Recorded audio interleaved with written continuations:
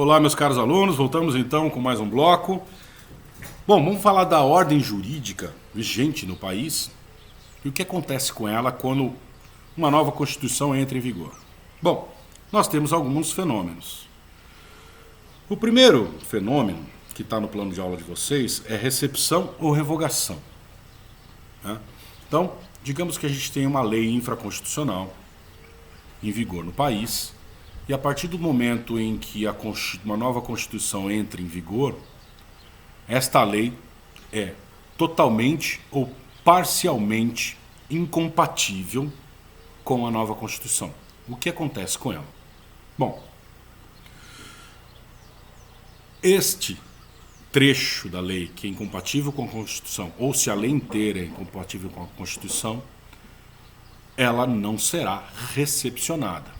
Alguns doutrinadores também usam a expressão ela será revogada pela nova Constituição.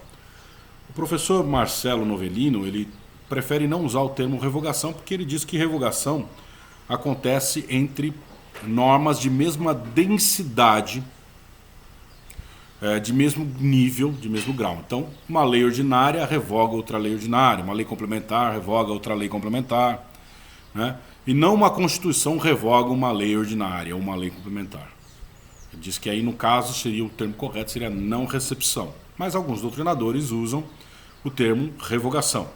Tá? Então, se uma lei é incompatível com a Constituição, ela está em vigor, aí entra uma nova Constituição em vigor, posterior a essa lei infraconstitucional, e ela não é compatível com esta Constituição, ela é inconstitucional, a gente não fala em declaração de inconstitucionalidade superveniente. A gente fala que essa lei não foi recepcionada ou foi revogada pela nova Constituição. Tá joia? Bom,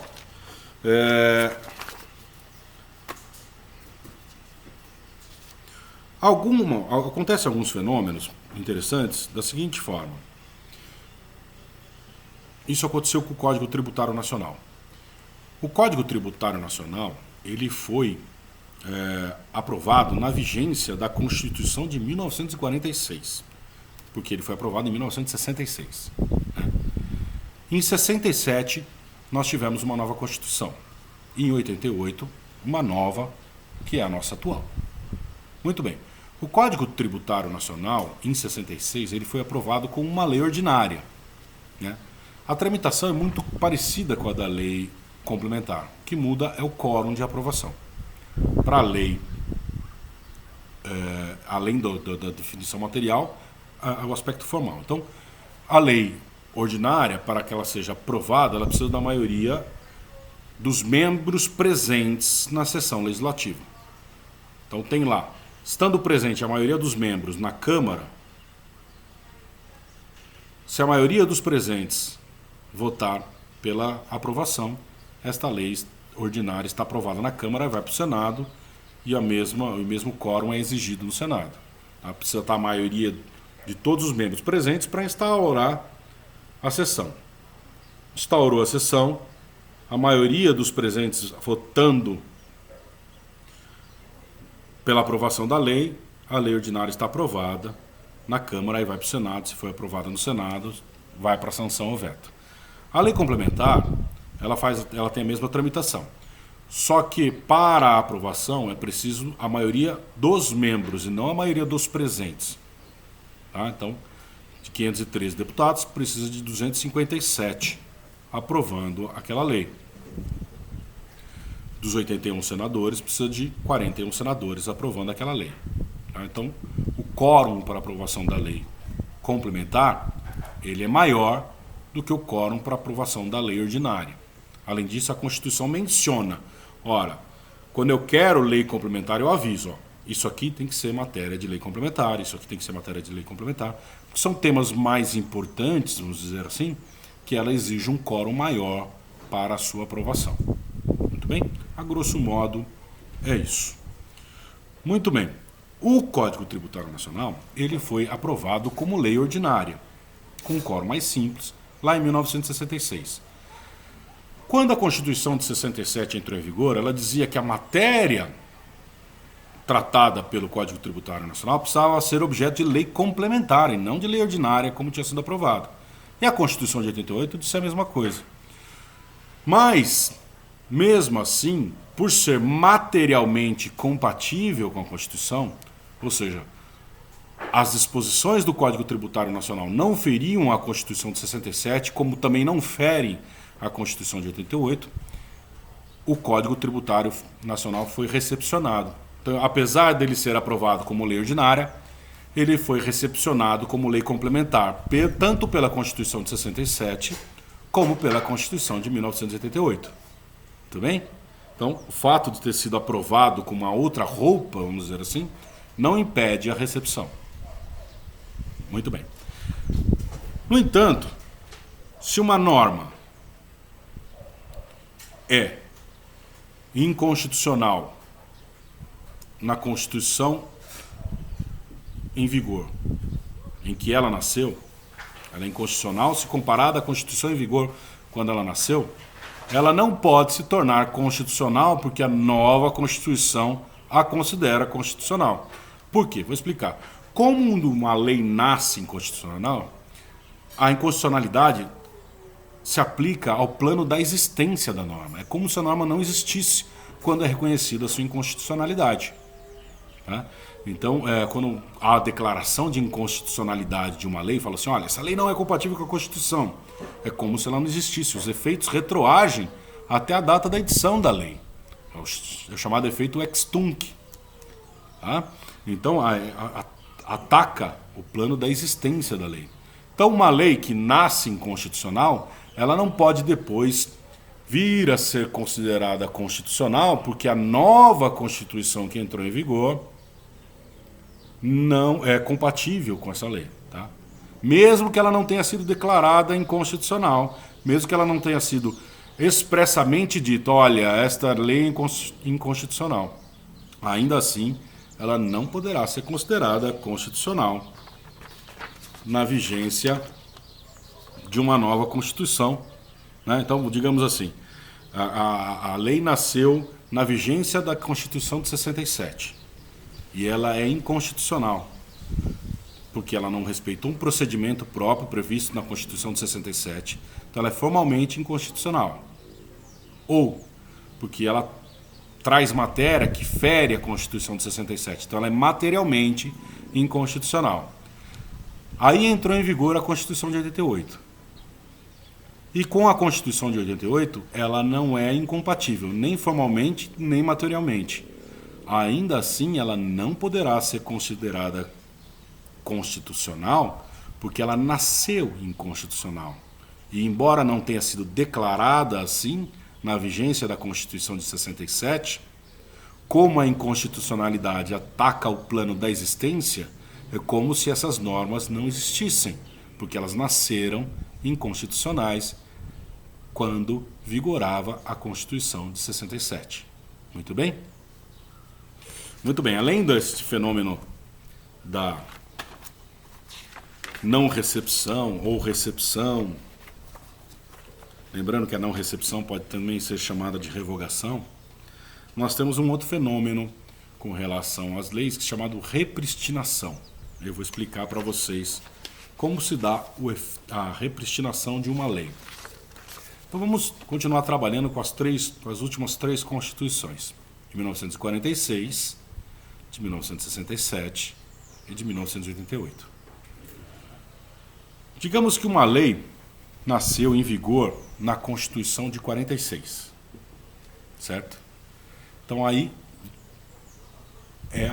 vem a Constituição de 67 e ela é incompatível com a Constituição de 67.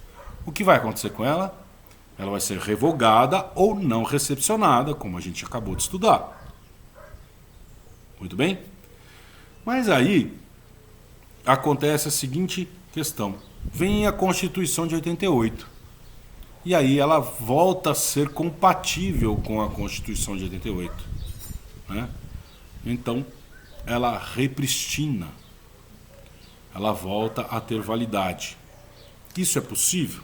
É possível desde que haja expressa previsão na nova Constituição. Né?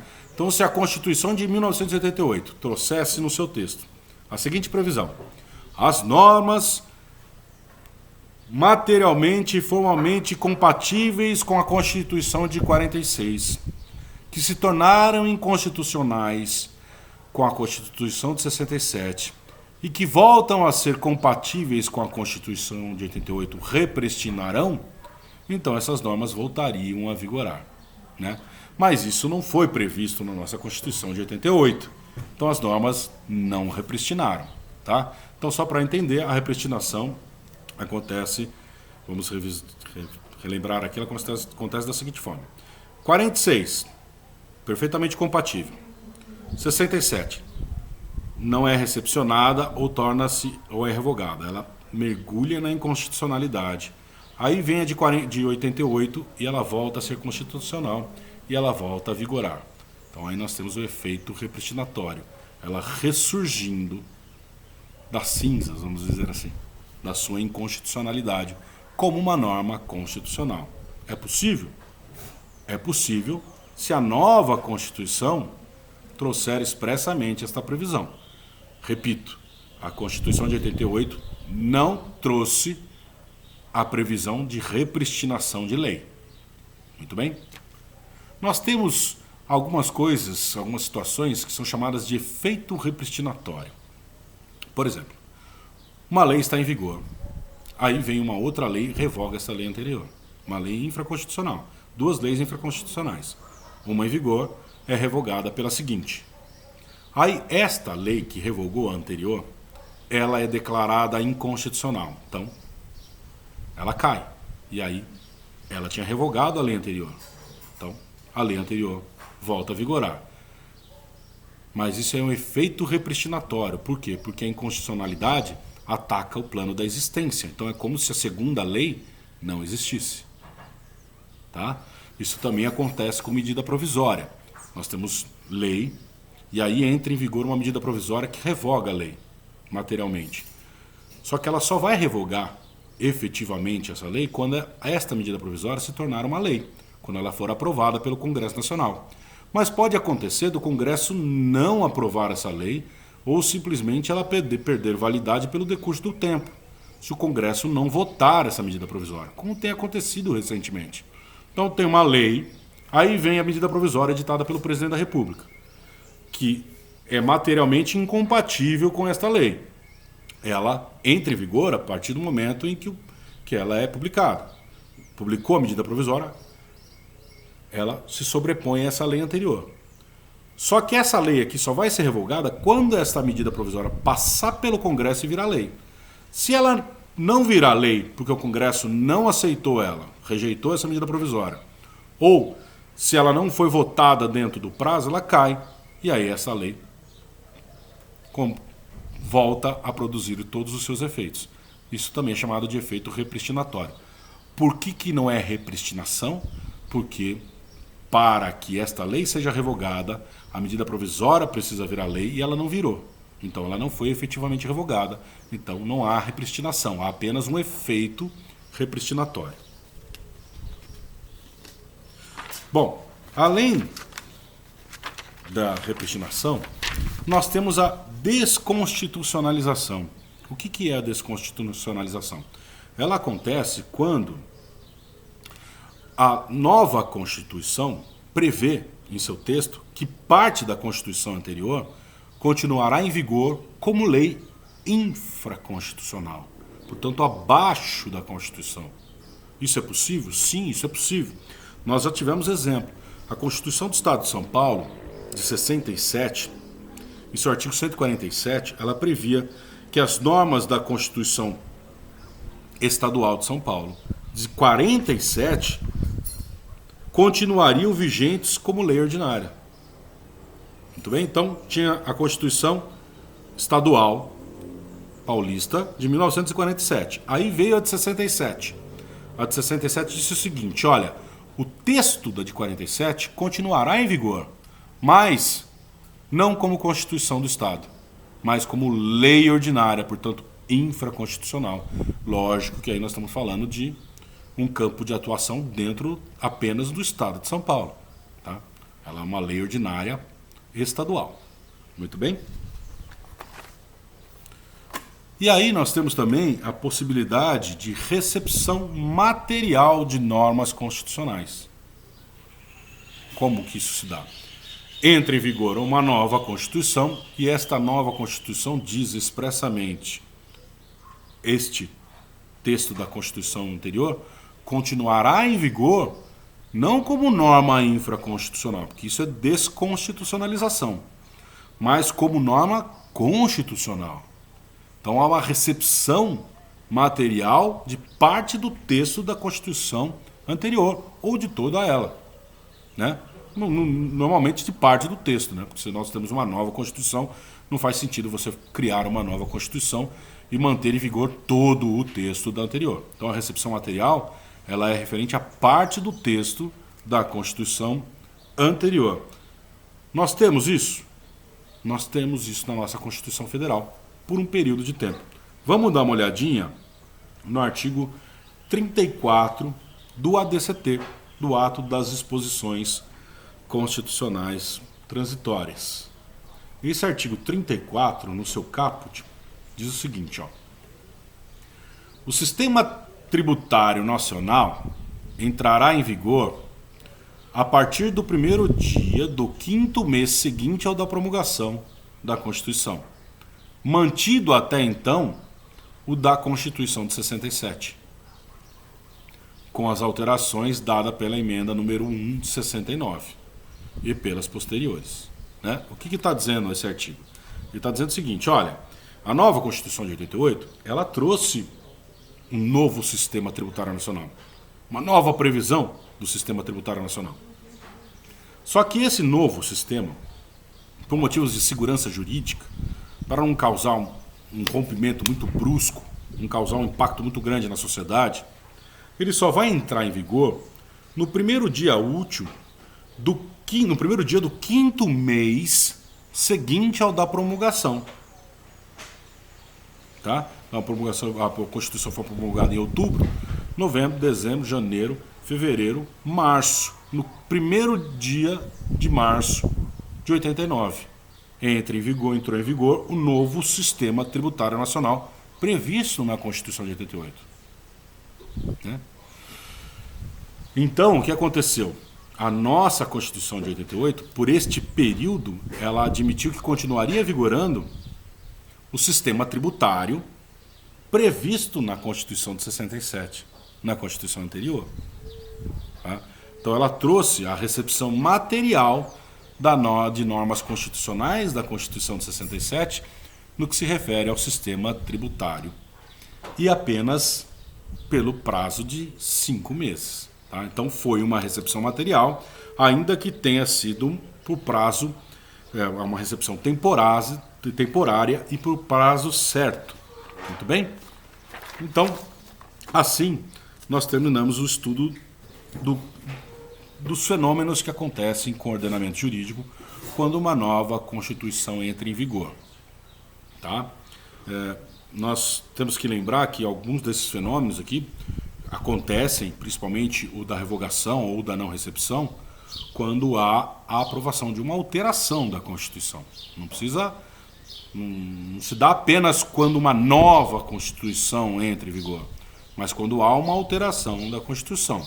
Então, se nós temos uma lei em vigor, infraconstitucional, aí há uma alteração da Constituição de 88, Constituição em vigor, através de uma emenda, né, poder constituinte derivado do reformador que a gente acabou de estudar, alterou a Constituição, né?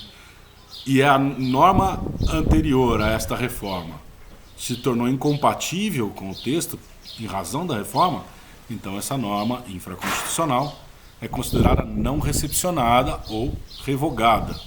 Muito bem?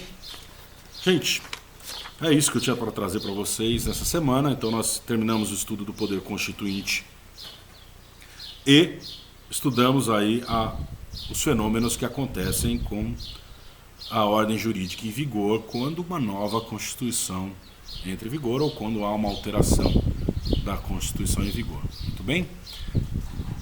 Paramos por aqui. Uma ótima semana a todos.